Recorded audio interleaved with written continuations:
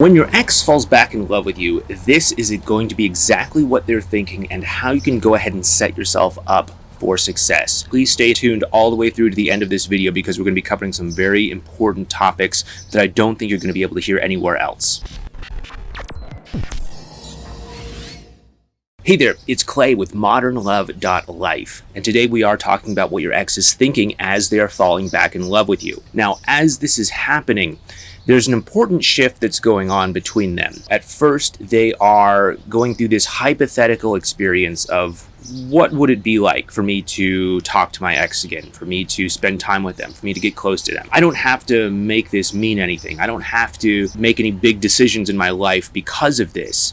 I'm just kind of curious. They're going from that to, oh, I actually do have some real feelings for my ex, and now I need to make this real. Now I need to do something about this. Maybe I need to end a rebound relationship. Maybe I need to talk to people and let them know that we're seeing each other again. Maybe I need to rearrange my life in some real way. This starts to go from being hypothetical towards being real. And as the two of you are connecting better, if you're using a lot of the strategies that we've been talking about in this channel for years, like advanced relational skills, emotional connection, communication, etc., then you should be making strides with this. And as you are having this emotional bond and connection with your ex, they are probably liking it a lot. But as they're liking it and as they're making this shift from hypothetical to real, they're going to start to feel something. They're going to start to feel some fear that maybe this is a risky move for them. They're going to be afraid that maybe the changes that they're seeing aren't really sustainable or real. Maybe they're just an act. Maybe they're just you on a good day or you on your best behavior. They're going to be afraid that somehow the dynamic between the two of you just isn't going to work out. And whatever wasn't working before is just going to default back into place. Don't get me wrong, they enjoy the connection that you're having. They are enjoying the bond and the closeness and all of that the two of you are sharing. But they're afraid that as this starts to become more and more real, this isn't just, like watching a movie or watching, your favorite TV series or something like that. This is becoming something real. This isn't just some sort of mental curiosity. This is something very real that they're having to deal with. And as they are doing that, they are confronting this fear. And so what's really important as they are making this change and as they are making this progress is that we minimize this fear as much as possible. Now, before we go ahead and get into how to do all of that, if you are liking this video, if this is making sense for you, if this is helping you, please make sure you hit that thumbs up button for the YouTube algorithm. And also please make sure you consider subscribing to this channel as well too. If you do, please make sure you hit that bell icon next to the subscribe button so that you can get notified next time we publish and upload new content. I do like to live stream on this channel, and if you hit that bell icon, you can be notified when I go live so that you can get on the chat and we can have a little back and forth conversation and maybe talk, and maybe I can answer some of your questions. But you're not going to necessarily know I'm going live unless you hit that bell icon. Anyway, back to all of this. The most important thing that you do as you're reconnecting with your ex and as they're making this shift from hypothetical to real is you want to minimize this fear that they're feeling by minimizing the friction that they could experience as they're getting closer to you.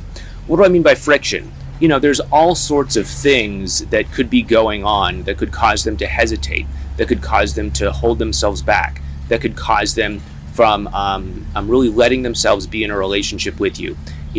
Oh, well, I would have to break up with this other person. Oh, well, I'd have to tell all these people that we're seeing each other again. And, my parents hate your guts now after some of the things that I told them. Or my friends don't like you anymore. Or, whatever it might be. These are points of friction. And as you're getting closer, what you really want to do is you want to minimize these points of friction by letting your ex know that you are going to be there for them on the other side of all of this. I know that a lot of the advice that a lot of people are hearing tells them that they have to posture, they have to make their ex suffer, they have to rub salt in the wounds, they have to let their ex walk on that lonesome path by themselves and figure this all out. And I guess you could do that if you really wanted to, But it's going to require more and more and more of a drive for your ex to go through these challenges by themselves and to take that leap of faith to bring the two of you closer together. If, on the other hand, you want to make this easy for them so that the two of you can actually get back together as quickly as possible, what you really want to do is you want to lower that bar of expectation as much as you can, so that they can actually walk through that doorway themselves and get back together with you a lot easier. Because if they know that there's a safe place to land on the other side of all of these challenges, knowing that you're going to be there to accept them, you're going to be there to be in a relationship with them, you're going to be there to stand by their side while they tell their parents that they're seeing you again, you're going to be there to help them with all the challenges of moving your lives back together again, then they're going to be much more likely to actually say yes to this. But again, this is only going to happen if they're at that brink of making that shift from hypothetical to real.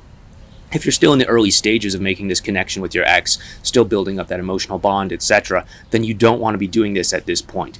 Only when they're making this shift can we start to actually do a lot of the things that you're not, air quotes, supposed to do with your ex that you may have heard other people talk about elsewhere. There's a lot more nuance to this. There's a lot more humanity to this than maybe some other channels or some other authorities might be implying.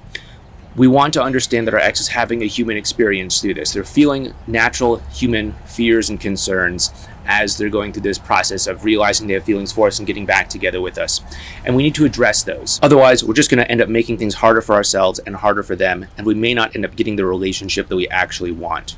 If that is something you want some help with, we do have a video series over here on what we call your ex's 5 stages of getting back together. These are the emotional stages that your ex goes through on the process of getting back together with you. What their emotional experiences, what their hesitations are, etc. Go ahead and check this out right here. You'll find it very insightful and very helpful. Anyway, I'll see you over there. Talk to you soon.